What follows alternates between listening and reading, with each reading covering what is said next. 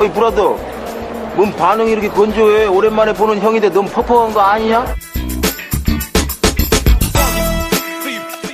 이 양반이 좀 정신을 좀 혼미하게 하시네 이거. 뭐 하는 거야 지금? 나 정확하게 그 눈빛을 너한테 읽었는데 인마. 야 4885 너지? 너나 잘하세요. 나 이대 나온 여자야. 난 저기 모히또 와가지고 몰디브는 한잔 하려니까. 평론가와 일반인 사이 매력적인 영화 미생들의 유쾌한 영화 잡담 시네마스타 시작하겠습니다. 어서 오세요. 안녕하세요. 네, 시국 특집 하고 있습니다. 자기소개하겠습니다. 네, 영화관 사회공헌 담당자 황대리입니다. 네, 황인지 대리님 나오셨고요. 영화미생 배준현입니다. 배준현 감독님 나오셨습니다. 네, 작업실이 생겨서 너무 기쁜 성작가입니다. 네. 성 작가님 나오셨고요. 네. 영화반학도 김프로입니다. 네. 지난 시간에 이어서 시국 특집 오늘 소개해드릴 영화는 어떤 겁니까? V for Vendetta입니다. V라고 해야 돼요. 그럼 벤데타도 벤데타라고 해야지. 그렇지. V for Vendetta.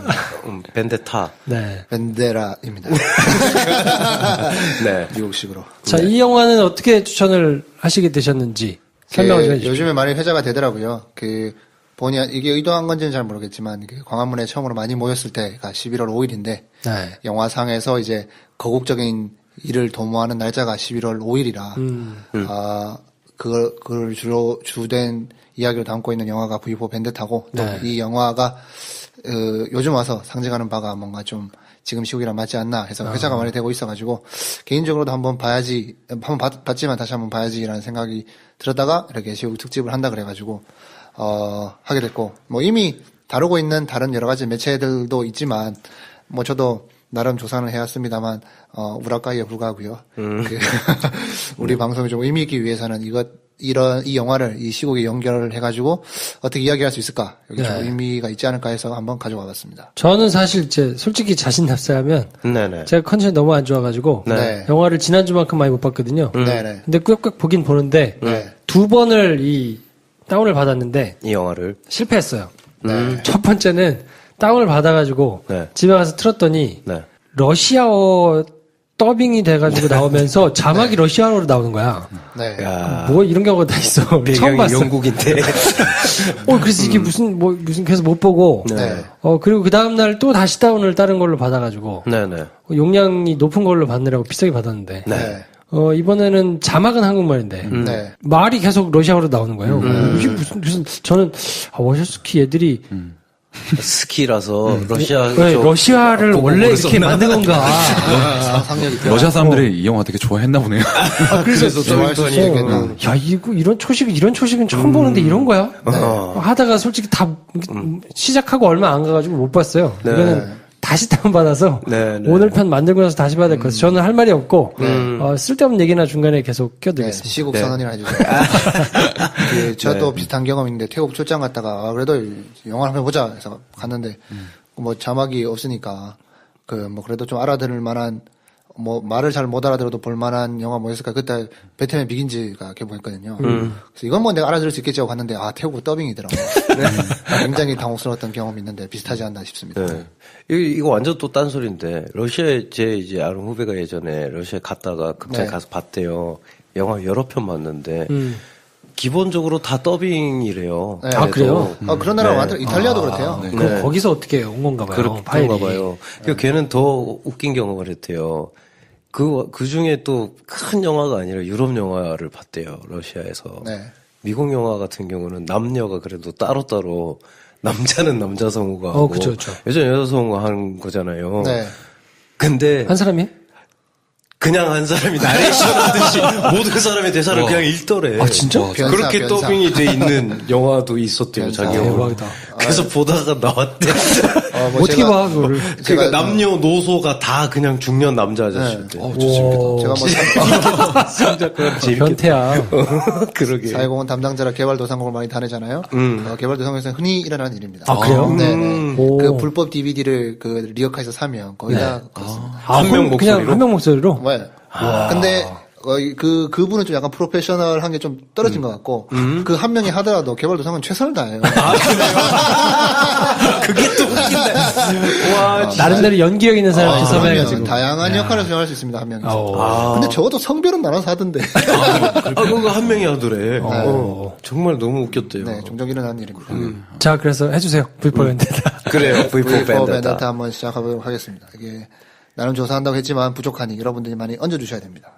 제가 하는 만큼 기본 정보도 간단하게 정리를 해봤는데 2006년 3월 16일 날 한국에서 개봉을 했습니다. 미국에서는 2005년도에 개봉했고요. 한 10년 정도 지난 영화가 되겠죠. 뭐 얘기한 것처럼 오셔스키 형제를 넘어 당신은 형제.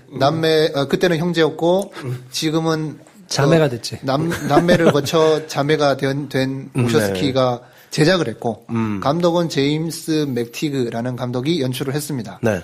뭐 제임스 맥티그라는 감독은 이제 스파이 서바이버, 더 레이븐, 그리고 닌자 어쌔신, 뭐 이런 닌자 어쌔신. 네. 연출을 했는데 그 출신이 이제 매트릭스 1, 2 조감독 출신이거든요. 그래서 그 이후의 작업에도 이제 오셔스키. 야, 닌자 어쌔신 그렇게 말아먹었는데 이거를 그 전에 했었거든요. 이게 전에 나왔구나. 이게 그 전이거든요. 네. 이거 하고 닌자 어쌔신 그렇게 말아먹은 거예요? 네, 오셔스키와 계속 연관이 돼 있고 오셔스키는 이제 요즘에 이제 지금은 이제 마르코 폴로를 또 연출하고 있더라고요. 드라마. 네, 센스8 뭐 이런 거 하고 있고 넷플릭스에 있습니다. 넷플릭스에서 보시면 되고요. 주인공은 나탈리 포트만. 네. 그다음에 휴고 위빙. 휴고 위빙도 이제 매트릭스의 스미스 요원으로 나오는 그분이죠. 네. 그 두 명이 메인입니다. 제가 왜 굳이 V4 벤데타라고 얘기했냐면 여기에 영화에 메타포가 엄청 많은데 저도 다 모르겠고 뭐 그중에 몇 개만 얘기하자면 주인공이 V잖아요. V. 근데 주인공은 EV예요. EV. 그래서 그걸 약간 대칭해 놓은 건데 그 영화 안에서 캐릭터 자체도 약간 그 반으로 적으면 되는 거 그거 뭐라 그러죠 그거? 데칼코마니. 역시 작가가 다르네. 내가 방송 들어보니까 어휘가 고급지더라고. 데칼코마니 안다고 작가 한다 해서 작가 옆에 무시하는 거야? 막 영어가 막 무브먼트 막 이런 거 막 나오더라고. 무브먼트. 영어를 잘하는 거. 죄송합니다. 빠른 사과. 사과 빨리빨리 해야지. 그렇죠. 네, 데칼코마니처럼 그렇게 캐릭터가 잡혀 있어가지고 V라고 한번 얘기를 해봤고 벤데타 뜻 아십니까? 벤전스의 어원이 되는 단어 아니에요? 이야, 또 배 감독 또 다르네 또. 영화하는 사람 이렇게 유식합니다, 여러분. 남들 쌤지 기도하잖아. 데칼코마니하고 지금 벤데타 가지고 뭐 하는 거야? 지들끼리 막 이러고 있다고. 그러니까. 넌 벤데타 뜻 몰랐는데? 그래요. 네. 그래서 제작비는 5,400만 불 정도로 뭐 저렴하게 찍었죠. 근데 흥행 엄청나게 했습니다. 미국에서만 이제 7천만 불. 전 세계적으로는 1억 3천만 불 정도의 수익을 거둔 흥행작입니다. 네. 뭐 영화상에서 미친 영향도 되게 많고요. 그래서 이제 줄거리를 한번 소개를 해야 되는데 줄거리 한번 설명해 보겠습니다. 일단은 주인공부터 잡고 갈게요. 주인공 나탈리 포트만 이비 얘기했듯이 이비라는 캐릭터를 담당하고 있고 휴고 위빙이 V 그 가면 쓰고 나오는 그 역할입니다. 그리고 여기 이 가상의 시대 네. 가상의 시대의 수장이라고 할 수 있는 대법관이 셔틀러라고 하는 캐릭터 이름인데 존 허트가 분한 설국열차에 나왔던 그렇게 정도 한 3명 정도로 잡고 가면 될 것 같고 배경은 가까운 미래인 2034년입니다. 이게 제가 설명하다 보면 이게 그래픽 노블이 원작인데 DC 코믹스에서 나온 그 그래픽 노블이 원작인데 그 그래픽 노블은 좀 배제하고 갈게요. 이 내용이 좀 많이 달라요. 근본적인 차이도 좀 있고 시대 배경 자체도 V4 벤데타 최근 그래픽 노블은 과거인데 배경이 이거는 미래로 또 설정이 돼 있더라고요. 그래서 요번에는 이제 영화에만 좀 집중을 해보면 I can assure you I mean you no harm. Who are you? Who is but the form following the function of what and what I am. 가까운 미래 2034년에 영국을 배경으로 하고 있습니다. 이때 당시에 영국은 구구 정판 이제 노스파이어라는 정권이 지배하는 전체주의 국가가 되어 있다는 설정이고요. 노스파이어라는 당은 14년 전에 2013년으로부터 14년 전에 전쟁과 테러가 만연한 그 전 세계 정세 속에서 막 여러 가지 막 그 정적들을 숙청함으로 인해 가지고 권력을 잡게 되는데요. 이 당시에 국가의 적을 무슬림, 흑인, 동성애자, 레즈비언 공산주의자 뭐 이렇게 설정을 해가지고 소수죠.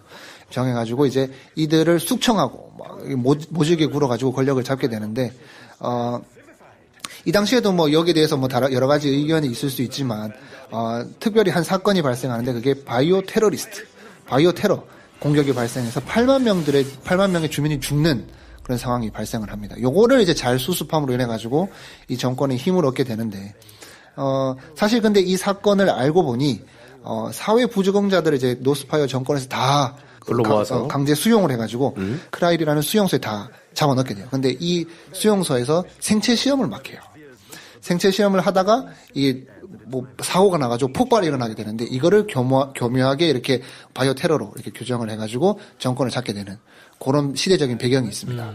이게 이제 캐릭터 설명이랑도 이어지는데요. 크라일 수용소에서 살아남은 생존자가 V예요.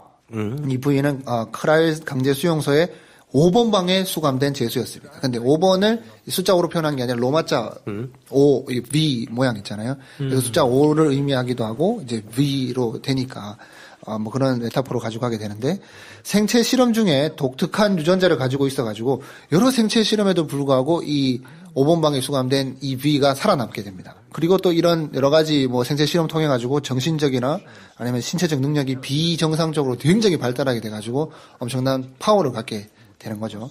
그러다가 이제 이 실험실이 또 11월 5일날 폭발하게 돼요. 폭발하게 되는데 이 가운데서 유일하게 살아남는데 그 이후에 이때 이 수용소에서 근무했던 뭐 프로테로라 뭐 릴리맨, 서리지 같은 라크힐에서 근무한 적이 있는 지금 현재는 그런 경험을 바탕으로 요직에 가 있는 이런 사람들 하나하나 테러를 저지르는 그런 이야기들이 쭉쭉 이어지게 되는 거거든요. 이런 캐릭터가 V고 이 반대에 있는 게 이비입니다. 나탈리 포트만이 분한 이 역할인데 이비에 대한 캐릭터를 잠깐 설명하면 아빠는 작가였습니다. 그래서 유명한 대사를 하는데 예술가는 거짓으로 진실을 말하고 정치인은 거짓으로 진실을 덮는다. 이런 말을 했다고 해요, 아버지가. 그런데 뭐 평범한 가정이었다가 이 가정에 남동생이 한 명 있었는데 남동생이 죽음으로 인해 가지고 이 아버지와 어머니가 반정부 투쟁에 본격적으로 나서게 됩니다.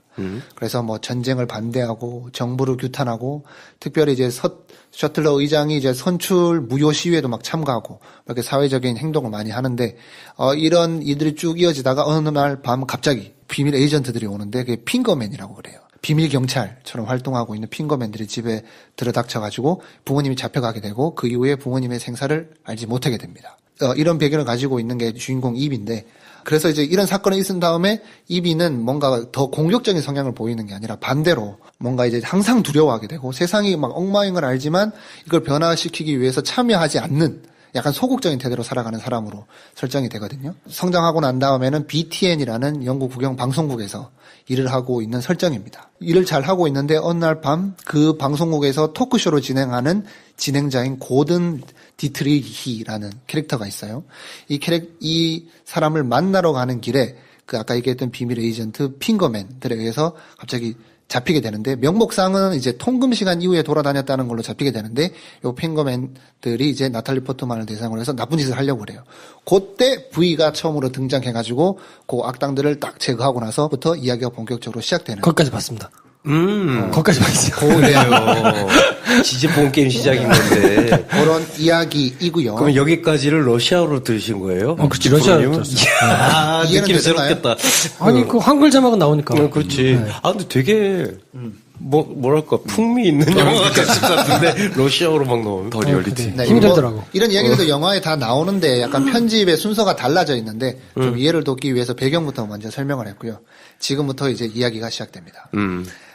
V에게 이제 처음으로 그날 이제 통금 이후에 핑거맨들한테 이게 당하기 전에 도움을 받고 나서 그날 V가 그러면 잠깐 내가 할 일이 있는데 같이 한번 가볼래 해서 옥상으로 가는데 그날 처음으로 V가 이제 중앙형사재판소를 폭발시키는 장면을 처음으로 보게 돼요. 그러고 나서 그 장면 이제 뭐 그렇게까지 같이 움직였으니까 이를 주목하고 있는 정부 당국에서는 이제 EV의 존재가 되게 껄끄러워졌잖아요. 이를 추적하게 되는데 그걸 알고 V가 이제 자기의 근거지인 섀도우 갤러리라고 비밀 아지트에다가 EV를 데리고 갑니다. 데려가게 돼서 거기서 은신하게 되는데 생각보다 V의 정체가 좀 더 과격했던 거죠. 막 정부 요인들을 계속 죽이는 테러리스트인 걸 알게 돼가지고 고든 디트리히 아까 원래 만나려고 했던 그 토크쇼 진행자 집으로 도망을 가게 돼요. 뭐 그동안 이렇게 도망가서 지내고 있는데 디트리는 나라가 이제 엉망인 걸 이제 풍자해가지고 어떤 방송 하나를 내는데 뭐 예를 들자면 여의도 텔레토비 같은 방송을 한번 한 거죠. 그렇게 했는데 뭐 이렇게 돼서 뭐 별거 있겠어 하고 뭐 그냥 뭐 심할서 쓰고 말겠지 했는데 그날 밤 동일하게 자기 부모님이 잡혀가는 거가 거의 동일한 모습으로 그 핑거맨들한테 디트리가 잡혀가는 모습을 침대 밑에 숨어서 동일하게 보게 되는 거죠. 그 이후에 이비도 동일하게 부모님이 잡혀가는 날 밤처럼 강제 수용소에 잡혀가게 되거든요.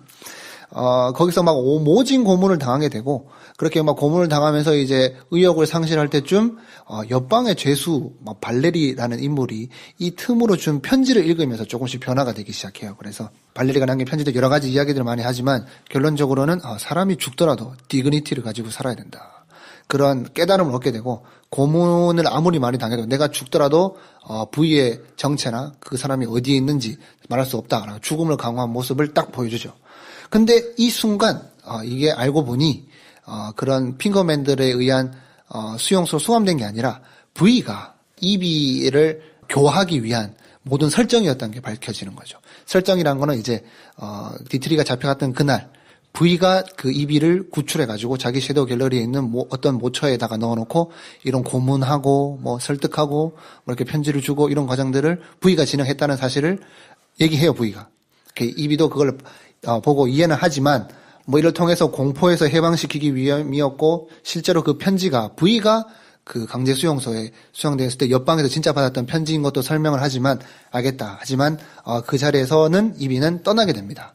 그래서 내가 11월 5일 네가 거사를 치르고자 하는 그날에 그 전까지는 돌아오겠다라고 하고 나서 헤어지게 되고 그다음부터 이제 11월 5일이 올 때까지 부인은 이제 거사를 도모하게 됩니다. 그때쯤 해가지고 부인은 영국 전역에다가 자기가 쓰고 있는 가면을 뿌리게 되고 그 가면을 쓰고 뭐 여러 가지 일들이 일어나는데 결정적으로 그 가면을 쓰고 가던 아이가 그 핑거맨을 해서 죽게 됨으로 가지고 전 국민의 분노가 폭발하게 되는 그런 사건도 발생하게 되고요.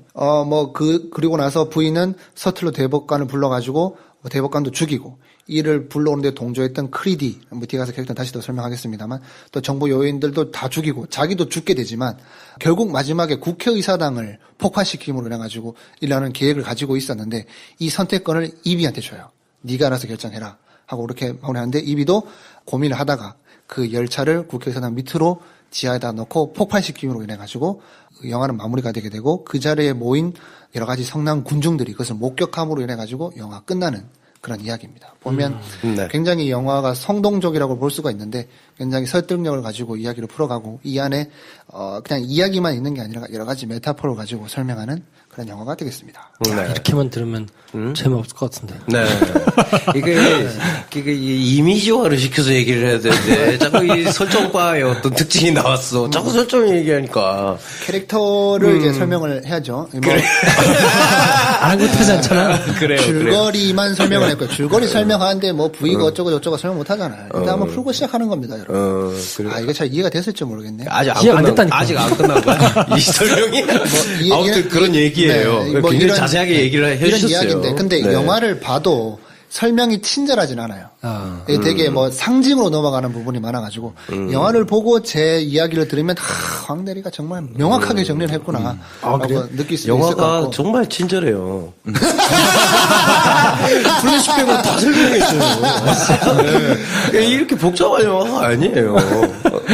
그러니까 사람들이 어려운 영화로 받아들일까봐. 왜냐하면 이거 액션 영화거든요. 그냥 진짜 쉬운 통쾌한. 제가 다 이해를 하려다 준비를 하는 마당에서 대충 설명할 수 없잖아요. 재밌게 풀 수 있는데. 그래, 성작가 꼼꼼하게 한번 정리를 해봤습니다. 그러니까 저는 이 영화 본 느낌이 딱 그 황대리님이 요약하신 그 느낌이었어요. 아, 그래요? 그러니까 역시 작가는 달라. 근데 이게 그렇게 좋은 얘기는 아니고. 그러니까 저는 좀 이 영화가 지루했거든요. 문학적인가? 지루하고 설명적이에요. 네, 설명적이라는 생각이 들었고 우화잖아요. 그렇죠. 원래 우화 같은 영화를 별로 안 좋아해요. 그래서 이 존워트가 나오는데 그 설국열차도 저는 봉준호 영화 다 좋아하는데 설국열차 별로 안 좋아했거든요. 그래요. 저랑 코드가 비슷합니다. 네네네. 그래서 좀 지루하게 봤는데 거기에 대해서는 비포 벤데타 만화까지 가지고 있는 배 감독님께서 만화 만드시대요. 만화, 예. 원작이 만화예요? 네네네.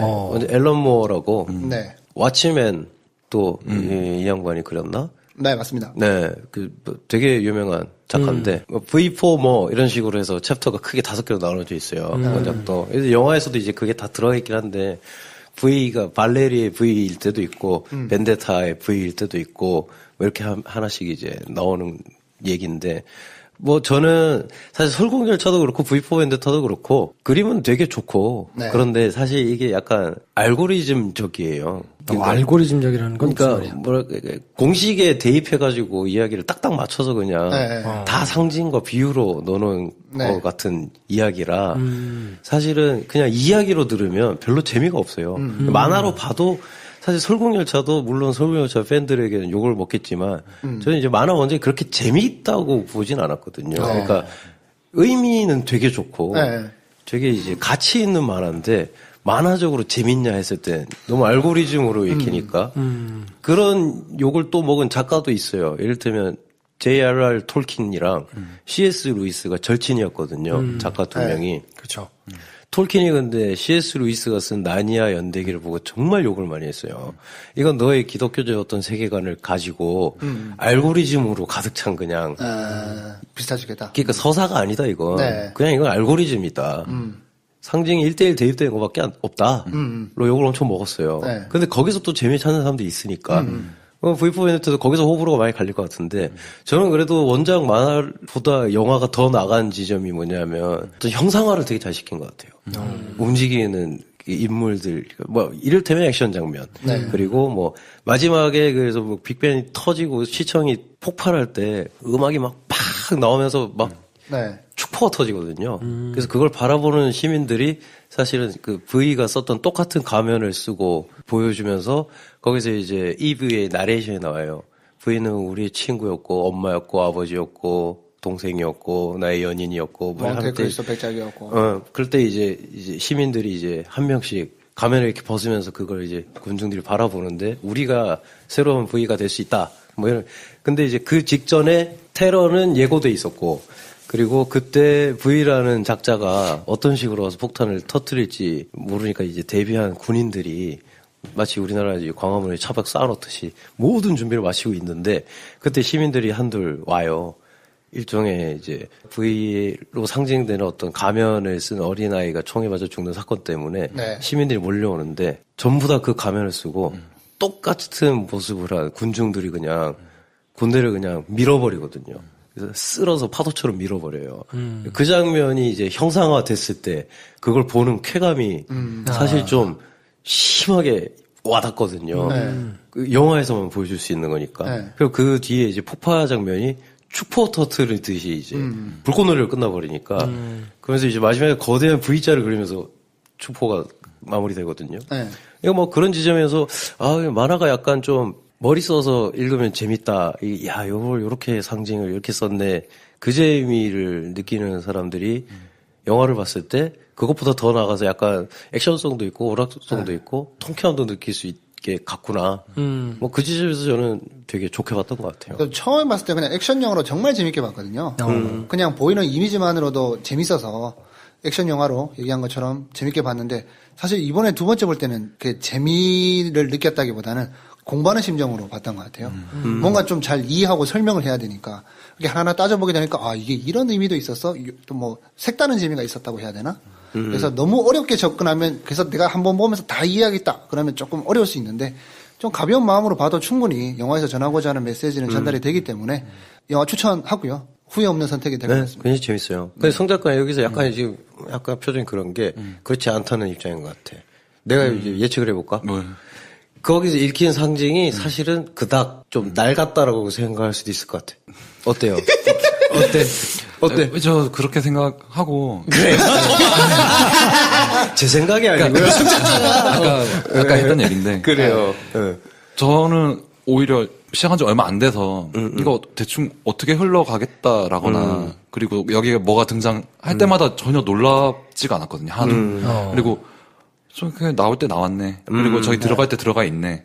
대신에 아까 알고리즘이라고 그랬잖아요. 그러니까 잘 만든 우화에서 그런 것들이 하나씩 다 들어맞는 퍼즐 조각이 들어맞는 것들은 그런 쾌감은 약간 있긴 했어요. 그러니까 잘 수학적으로 꾸며진 그런 형태 같은 것들은 재밌는데 이게 나를 흥분까지 시키려면 네. 사실은 좀 되게 의외성 같은 게 저는 네. 더 많았어야 된다고 생각을 해요. 네. 그러니까 제 취향이 좀 안 맞았던 거죠. 네. 이거는. 어떻게 근데, 보면 예. 영화가 되게 양식적으로 찍혔으면 네.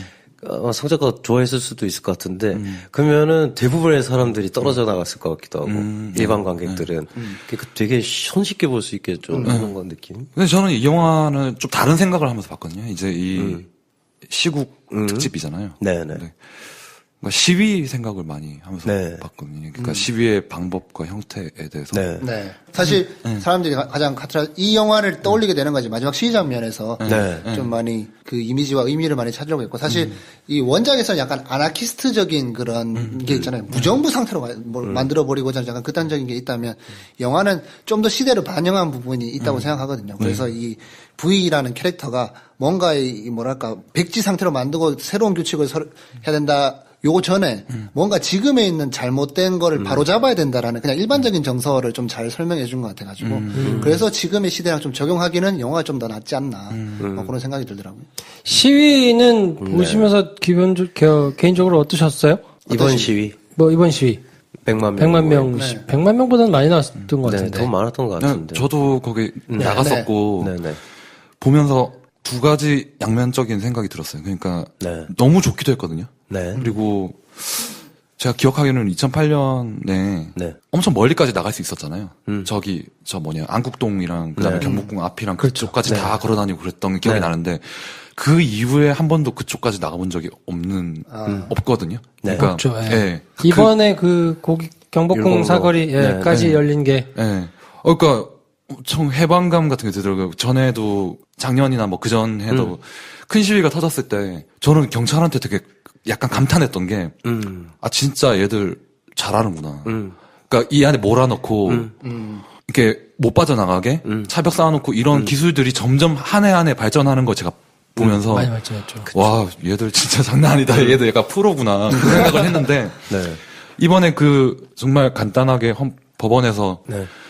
그거 아니다. 한마디 하니까 그 다 뚫린 거 보고 좀 허무하기도 하고. 근데 확실히 진짜 100만 명이 나왔는데도 아무 일 없이 끝났다라는 게 막 외신에 나오고 그랬잖아요. 네. 그거에 대해서 좀 두 가지 생각을 하게 됐어요. 그것도 정말 좋은 형태라고도 생각했고 다 나와서 애들 끌고 나와서 그다음에 뭐 노인들 남녀노소 다 남녀노소 나와가지고 할 수 있는 그것도 너무 보기 좋은데 시위가 정말로 평화로울 수만 있나? 하는 생각도 들었거든요. 너무 지나치게 평화 시위에 대해서 가치를 부여하는 거는 반대로 폭력 시위에 대해서 시위에서 나올 수 있는 폭력에 대해서 되게 지나치게 검열하는 어떤 잣대가 될 수도 있다라는 생각이 네. 들어서 어떻게 생각하세요, 홍 대리님? 네, 비슷하게 생각합니다. 네, 뭐 이상 저도 네, 거의 그 정도까지 생각했던 것 같은데. 저는 생각이 좀 달라요. 네. 왜냐면 저는 양태는 2008년 광우병 때나 지금에 비슷했던 것 같아요. 왜냐면 네. 저는 개인적으로 조금 그래도 감회가 좀 새로웠던 게 네. 이번 100만 명 집회가 제가 정말 순수하게 네. 시민의 입장에서 그냥 참여자의 입장으로 참여한 건 처음이에요. 그전에는 시위 자리에 항상 있었는데 그렇구나. 항상 취재를 그러네. 하기 위해서 있었으니까 시위는 굉장히 많이 다녔었는데 네. 그냥 정말 순수하게 참여를 한 건 처음이었거든요. 네. 네. 기분이 되게 다르더라고요. 근데 옛날에도 양태를 보면 2008년 광우병 때도 늘 네. 10시 이전의 시위와 네, 네. 10시 이후의 시위의 양상이 굉장히 다르죠. 달랐거든요. 네.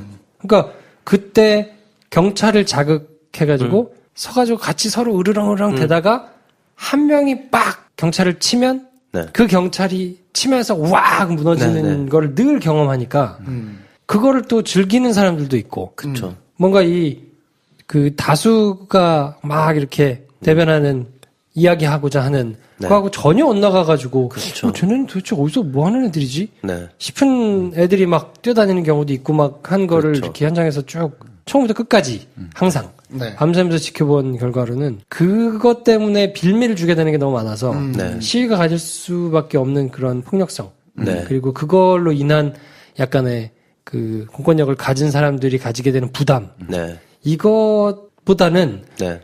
왜냐하면 그때는 없었으니까 네. 매체도 한정적이었고 매체가 한정적이라는 얘기는 그 자리에 오프라인으로 나와 있는 사람들 말고 그 자리를 지켜볼 수 있는 사람들이 적을 때는 어쩔 수 없이 시위가 가지는 그런 폭력성 때문에 이렇게 주목을 받아야 되는 그런 게 있는데 맞습니다. 지금은 방송 기자들이 거의 카메라가 막 100만 대가 나가 있는 거잖아요. 그렇죠. 그래서 이미 그것으로 인해서 가질 수 있는, 확보할 수 있는 게 훨씬 커졌다, 옛날보다는.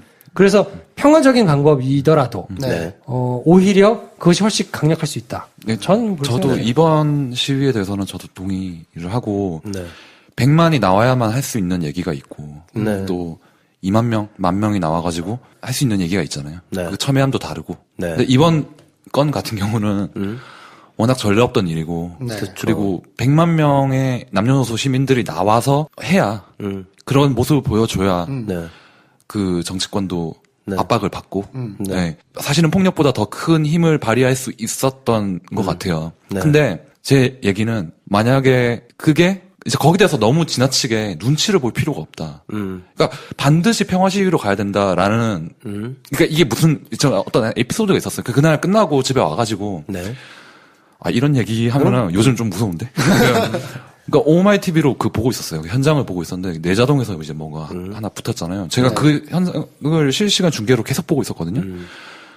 뭐였냐면 평화 시위라는 프레임이 좀 강력하게 작동했던 것 같아요. 그러니까 보통 같으면 보통 때보다 훨씬 더 그런 일이 안 일어났어요. 근데 어떤 이제 흥분한 사람들이 몇 명이 그 버스 위에 올라갔어요. 버스 위에 올라간 거예요. 그리고 차벽에 약간 그 벽에 매달리고, 그 정도 일이 벌어졌는데, 그 주변에 수십 명이, 내려와. 폭력 같은 거 하지 마. 뭐 이런 걸, 이렇게 받고, 그 있는 사람들의 어떤 약간 트윗 같은 거를 보면서, 트위터 안에서도 그것 때문에 이제 논쟁이 좀 벌어졌죠. 그게, 그런 정도 할 수 있는 거지. 시위 나가서. 왜 그런 거 하지 말라 그래. 그런 것도 시위의 어떤 한 방법이고, 인정해야지. 또 한쪽에서는, 그런 거 빌미 주는 거잖아. 빌미 주고 이것 때문에 이 전체 시위의 어떤 그 이미지 자체가 나빠지면 어떡할 거야. 그렇죠. 네.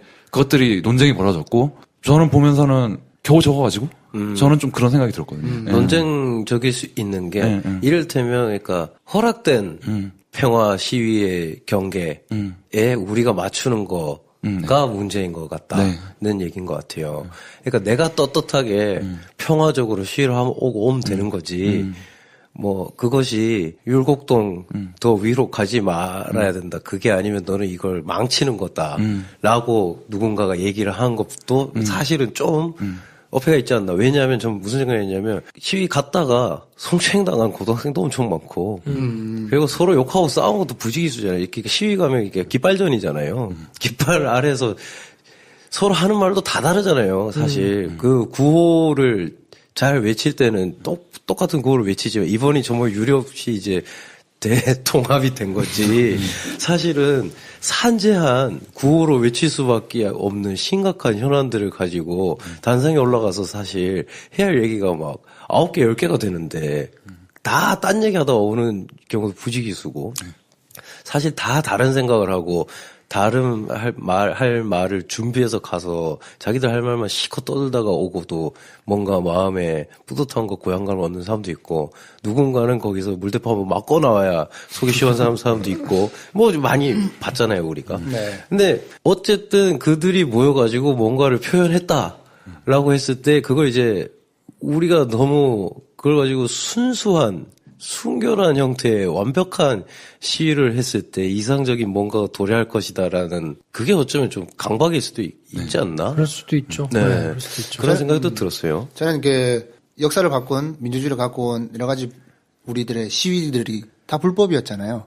그로 인해서 갖고 온 민주주의인데 너무 법 테두리 안에서 의사표현의 자유를 제한하는 거 아닌가라는 뭐 여러 가지 생각들에 동의를 하고 어찌됐든 이번 시위가 평화 시위로 잘 마무리가 됐잖아요. 그래서 저는 궁금해요. 어떤 일이 일어난가. 그래서 이제 빌미를 주지 않고 우리가 잘 마무리를 했는데 이렇게 하게 되면 어떤 일이 벌어지는가를 기대하게 되는 마음이 있어가지고 이건 한 번도 경험해보지 못한 것들이라 그래서 이렇게 우리가 할 수 있는 시민으로서 할 수 있는 그런 빌미를 주지 않는 시위를 수많은 인파들 역대 인파를 모여가지고 시위를 잘 마무리를 했는데 그래서 나머지 정치권들은 어떻게 할 건데 그러면 대통령은 어떻게 할 건데 그렇죠. 이 양상을 주목하고 있는 중이라 100만이 넘게 나올 줄 예상하셨어요? 저는 뭐 100만이 넘을까라고 생각을 했어요. 사실은 못 넘을 줄 알았어요. 그리고 저는 거기서 의미를 찾자면 그런 것 같아요. 판결이 바뀌고, 사람들이 100만을 넘기고, 그러면서 갖다 놓은 물대포 안 쏘고, 하면서 이제, 그러니까 그전과는 좀 달라졌다. 네. 그리고 이것과는 좀 더 달라졌다. 라는 식의 조금씩의 변화가 지속되는 게 중요하다고 생각해요. 거기서 뭐 누가 잡혀갔다 누가 때렸다더라 뭐 결국은 폭력이 일어났다 뭐 이게 아니라 이전과 다른 식의 변화가 계속 조금씩 연결되면 실제적인 변화를 낳겠죠. 왜냐하면 예를 들어서 평화시를 매일 해요. 200만 명이 모여서 거기서 매일 2시간씩 똑같은 구호를 정말 일사불란하게 외치고 정해진 동선에 정말 평화적으로 그 얘기를 하고 나왔어. 통제 가능하다는 얘기잖아요. 어쨌든 그거 그대로 가만 놔두고 길 열어주면 시끄럽게 하다 집에 가는 게 일상이 될 수도 있잖아요. 그럼 그건 변화가 없는 거니까 뭐 이런저런 생각을 많이 좀 하게 됐어요. 황대리님은 어떻게 100만 나올 거라고 예상하셨습니까? 뭐 누가 예상을 했겠습니까? 저는 솔직히 한 50만. 네, 저도 100만 50만 사실 될까? 저는 100만 모였다고 하고 나서도 그 카운트에 대해서 의심을 갖고 있었는데 뭐 지하철 뭐 이렇게 통계라든지 여러 가지 보니까 정황상 100만은 넘었겠구나라고 이제 이해하게 되는 거죠. 그래서 그날 와가지고 찾아봤다니까요. 100만, 26만과 100만은 너무 크잖아. 그러니까요. 그래서 찾아가지고 제가 페북에다도 올렸는데, 네. 그 프란체스코 교황 왔을 때, 100만 인파 모였던 거를 찾아보니까, 네. 이때보다 훨씬 듬성듬성하더라고요. 그러니까 100만은 훨씬 넘겼다는 얘기인 것 같고, 그렇죠. 네. 골목까지 뭐 막 꽉꽉 찼으니까. 꽉꽉 찼으니까 훨씬 더 많이 왔는데, 이 정도로 올지는 몰랐는데, 저는 네. 또 하나 궁금한 게, 11월 26일 날, 더 올까요? 어떨 것 같으세요? 더 올까 싶어요. 제 생각엔. 아마 이렇지 않을까요? 그러니까, 이제 작업실 굉장히 가까워서 네. 소리도 다 들리고, 그 지난주도 소리가 다 들렸거든요. 그러니까 뭐, 자, 우리 이제 했으니까, 자, 니네 바꿔봐. 마지막 우리의 최후 통첩 같은 느낌으로 한번 넣어온 분들이 많지 않을까? 그래서 100만을 넘긴 게 아닐까? 그 국민들이 많이 예의를 차린 것 같아요. 그러니까 정말 이제 좋은 말로 할 때 니들이 알아서 잘 해. 빌미를 안 줬다. 네. 우리가 이만큼 모였잖아. 빌미 안 잡히고 했다. 자, 니네 빨리 의사당에 있는 애들이 정리 한번 해라. 어떤 그런 각오로 유모차도 끌고 오고 친척 친지 오고 했던 것 같아요. 그래서 이만큼 모인 것 같긴 한데. 네. 그래서 사실 그랬기 때문에 아까 김프로님이나 성 작가님 말한 것처럼 빌미를 잡히지 않기 위해서 진짜 최선을 다한 것 같고. 전국 각지에서 중고등학생들이 다 청소하고 앉았고. 저 그때, 이제 이건 딴 얘기긴 합니다만. 어쨌든 그래서 그 다음에도 점점 많이 모일까 싶긴 하고. 저는 더 올 것 같아요. 그래요? 더 올 것 같아요. 왜냐면 이게 한계치에 다다라서 나온 행동 같거든요. 아, 네. 이제 시작됐다. 억울함이 그동안 쌓인 억울함. 왜냐면 그 빌미를 주지 말자는 그리고 청소를 하자는 것도 너무 당해온 게 억울한 거예요. 니네가 100만이 모였다가 하면 더럽잖아. 니네가 하는 수준이 겨우 이 정도냐? 라는 거에 대해서 질렸고. 그리고 몇몇 사람이 흥분해가지고 우리의 뜻과 전혀 다른 애들이 올라가서 한 돌발 행동을 마치 시위 전체가 그런 것처럼 매도하는 것도 너무 질린 거지. 그래요. 이 억울하고 질리니까 이거를 꾹꾹 눌러가지고 그 공감대가 이렇게까지 질서정연하게 나온 걸 보면 이 억울함이 정말 끝까지 와 있는 것 같은데 저는 그 이후에 나타나는 일련의 과정들이 추미애 영수회담 하겠다고 했다가 오합발질하고 또 무슨 그 대통령 변호사라는 사람 나와가지고 무슨 택도 아닌 이런 헛소리 하고 하는 걸 보면 저희가 이제 녹음을 월요일 날 하고 있으니까 이후에 이번 주 후반에 이제 어떤 일이 일어날지는 모르겠지만 대통령이 이제 조사도 받아야 되고 하니까 정말 획기적으로 대통령이 이 제스처를 정말 반성했다는 제스처가 아닌 계속 요 정도 형태의 것이 지속되면 계속 모이지 않을까? 더 나오지 않을까? 그리고 되게 중요한 변수가 있는 게 그 고3 수능이 끝나죠. 그렇죠. 이번 주 수능 끝나지. 그렇지. 근데 걔네가 가장 폭력적일 수도 있지. 이 열혈. 얘네가. 그지. 네, 그렇죠. 좀 기대를 많이 하고 있어요. 근데 오히려 그 고등학생들이 폭력적인 거는 전혀 프레임이 다른 거니까. 그렇죠. 그거는 뭔가 좀 그렇죠. 다를 수 있는 거라고 보는데 저는 더 나올 것 같아요. 26일 정도에는 이 쌓였던 게 우리가 이렇게까지 해서 이렇게 보여줬는데 안 돼? 또 똑같아? 라면 사람들이 나오지 않을까요? 저는 나갈 것 같거든요. 저도 상황을 지켜봐야겠지만 저는 약간 좀 다른 식으로도 생각을 하게 되는데 네. 이건 뭐 한국 사람 특징 그런 거 하면 안 되는 거 알지만 네. 좀 그런 게 있는 것 같아요. 되게 목표가 단순하잖아요. 하야 뭐 퇴진 한마디로 퇴진이잖아요. 네. 그러니까 좀 추상적인 구호가 나오면 이렇게까지 사람들이 모이지 않는데 굉장히 단일하게 그 한 단어에 되게 모든 정념이 다 투사가 되잖아요. 네.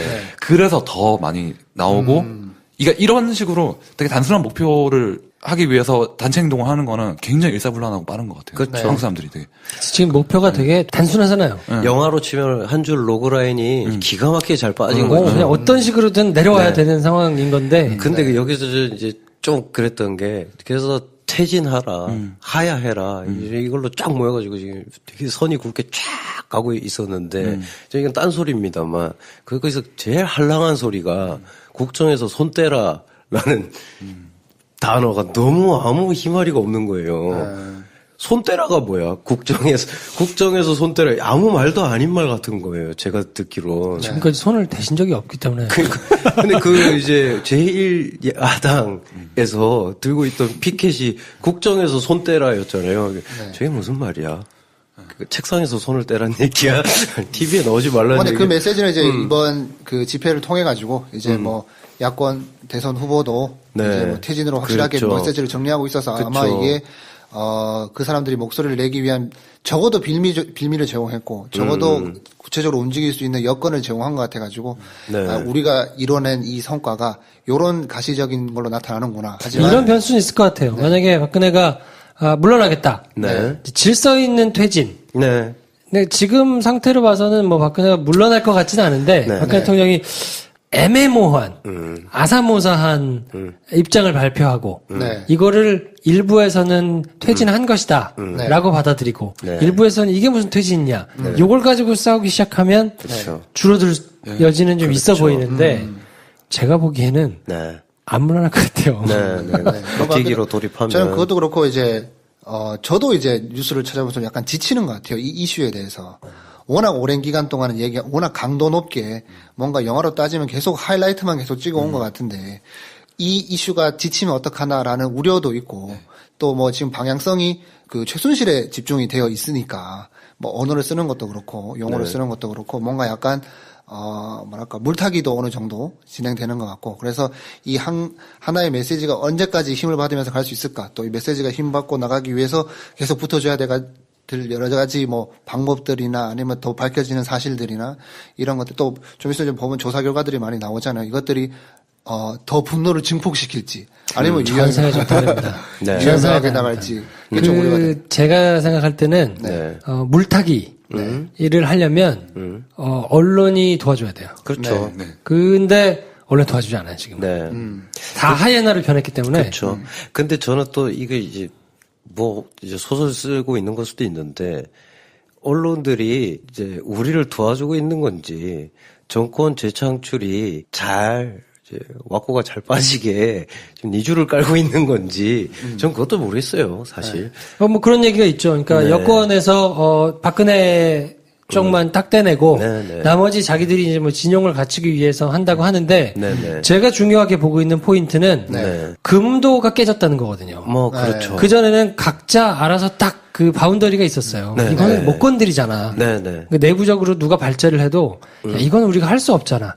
적당한 선에서 반번 늦게 따라가는 선만 있었는데 이제는 그게 확 풀렸거든요. 그렇죠. 그러니까 자기들끼리 물론 이제 뭐 야당도 까고 뭐도 까고 하면서 자기들의 이익으로 이렇게 뭉쳐지는 게 있겠지만 지금은 기본적으로 완전히 판도라 상자가 열린 상태이기 때문에 지금은 꺼리만 되면 무조건 다 막 달려들어가지고 파헤치고 뭐 하는 상황이 됐기 때문에 지금 이 상황에서는 그동안 눌러놨던 뭐가 어떻게 터져나올지를 모르는 거라서 이게 계속 이쪽에서 아예 깔끔하게 죽을 죄를 지었습니다.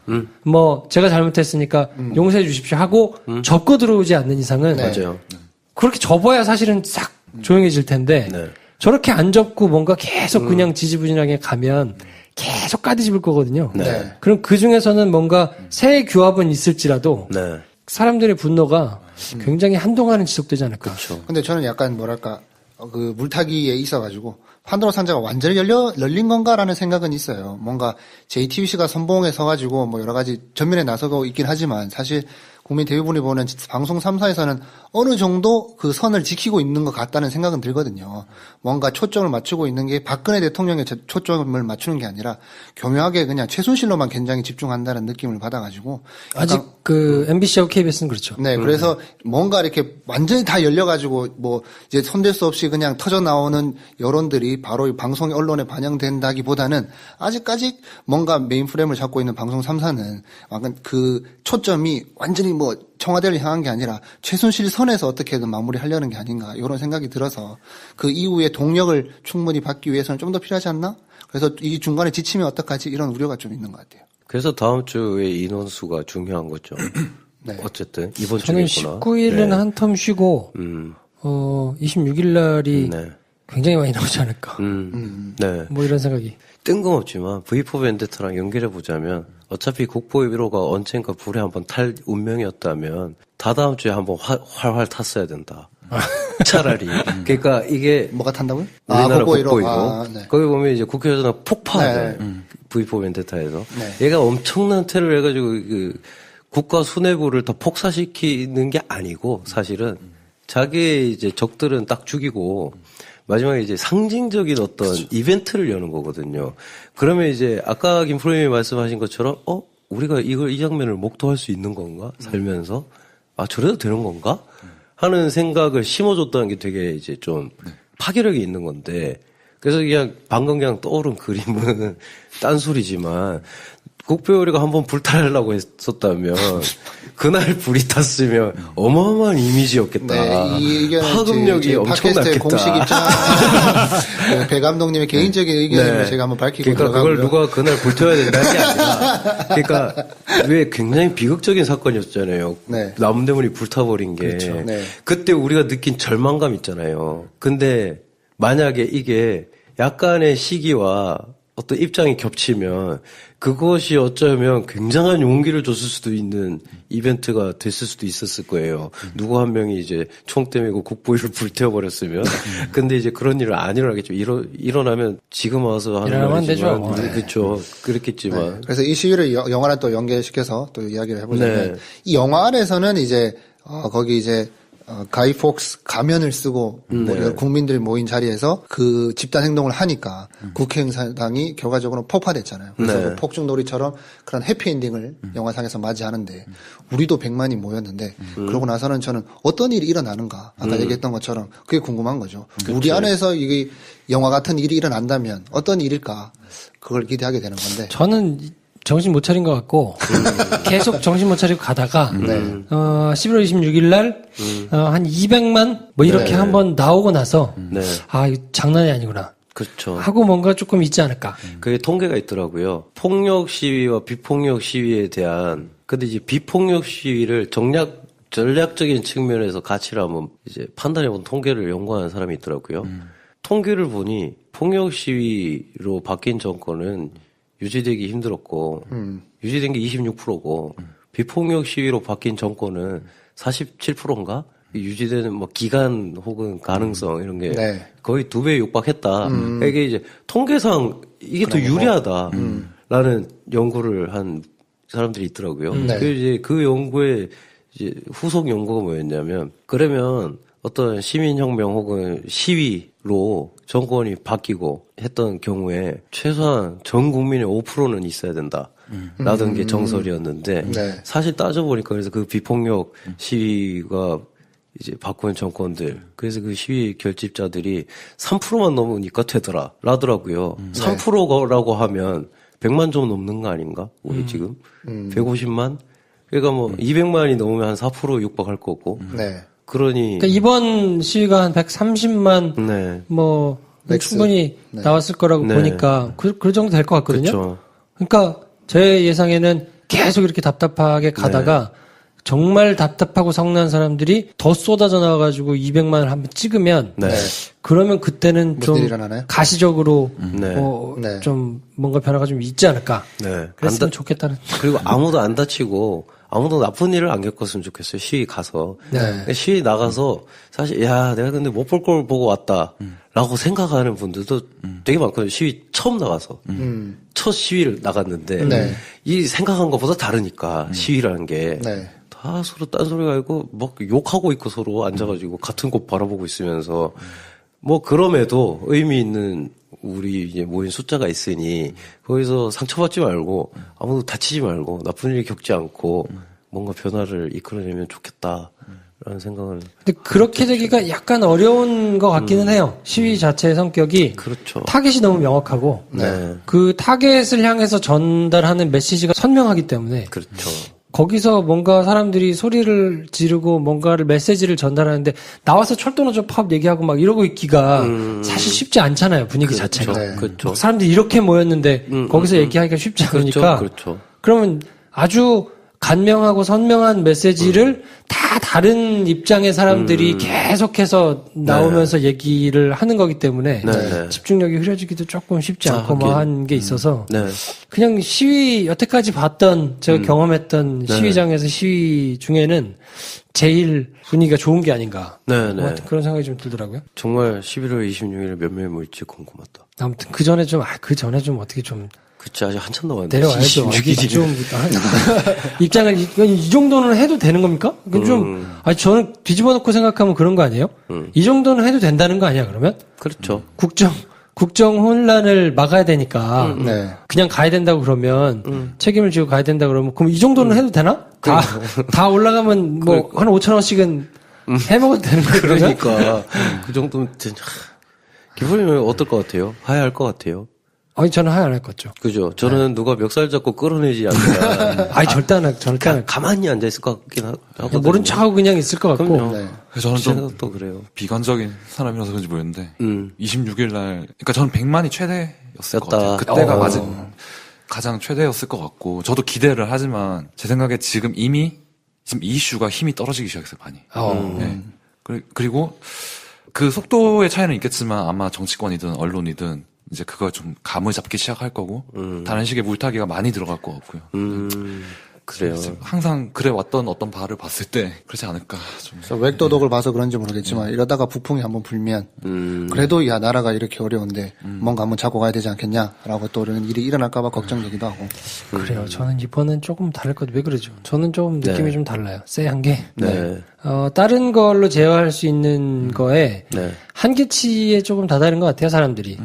그리고 이게 더 이상 쏟아져 나오는 소재가 없으면 지금 말씀하신 것처럼 그냥 계속 공방으로 가다가 지지부진하게 물타기로 갈 텐데 이게 계속 새로운 소재가 계속 나오거든. 저도 그래서 아까 이제 국보위로 얘기를 이제 헛소리처럼 한 게 이미지가 되게 중요하거든요. 어떤 보는 이미지가 뭔가 내 상상을 넘어버리면 거기서 열매 찾기 시작하면 사람들이 굉장히 과감해질 수 있는데 헌정사상 처음으로 대통령이 수사를 받는다. 그래서 그 장면이 어쨌든 그림으로 나올 거 아니에요. 그렇죠. 그게 굉장한 영향을 미칠 것 같긴 하거든요. 전 그 수사가 어떻게 이루어지든 간에 이미지가 보여지니까 완벽에 가까웠던 옥이 하나의 훼손, 흠집이 하나 잡혀서 훼손되기 시작하면 그 이전이랑 절대 같지 않잖아요. 거기서 오는 힘이 분명히 있을 것 같고. 이 수사를 받고 이번 주 수사를 받으면서 퇴진의 메시지를 던지면 얘기한 대로 26일날 그렇게까지 많이 안 나올 수도 있을 것 같은데 제가 생각하기에는 수사를 받음에도 불구하고 받았음에도 불구하고 계속 고개를 빳빳이 들고 그냥 누가 보기에도 저거는 저럴 수가 있나 싶은 메시지가 계속 나올 것 같다.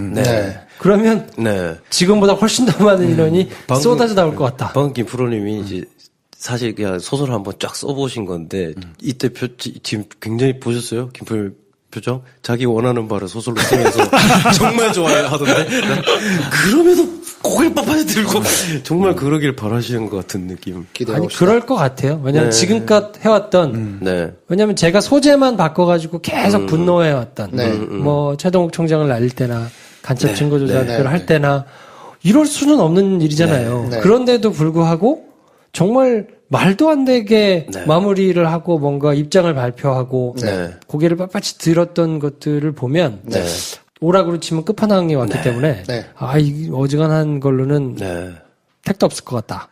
저는 이렇게 느낀 게 처음인데 왜 영화에서 적이 실력이 출중하지 않거나 정말 악마성이 좀 떨어지면 영화가 맥 빠지고 이겨도 이긴 기분이 안 들고 막 이런 맨날 그런 아쉬움을 토로했는데 처음인 것 같아요. 무능하고 뻔뻔한 악당이라서 너무 좋다. 지금 왜냐면 대적하기에 명분이 내가 너무 계속 쌓이고 이런 거 현실에서는 이게 훨씬 좋은 거구나 그런 느낌. 아무튼 그렇습니다. 네. 그래서 V4 벤데타 혹시 안 보신 분들은 한 번씩 챙겨서 보시면 네. 특히나 시위에 직접 나왔던 분들이라면 네. 뭐 보시면서 이런저런 생각을 할 포인트가 많을 것 같으니까요. 네, 네. 한번 챙겨보시면 좋겠고 네. 다음 시간에 저희가 해드릴 영화는 빅쇼트입니다. 네. 빅쇼트. 우리 성 작가. 성 작가님이 준비하신 거죠? 네. 벌써 긴장하고 있습니다. 성 작가님의 말씀이 많아질 거를 네. 기대하면서 기대합니다. 네. 평론가와 일반인 사이 매력적인 영화 미생들의 유쾌한 영화 잡담 시네마스타 오늘은 여기까지 하겠습니다. 다음 시간에 뵙죠. 감사합니다.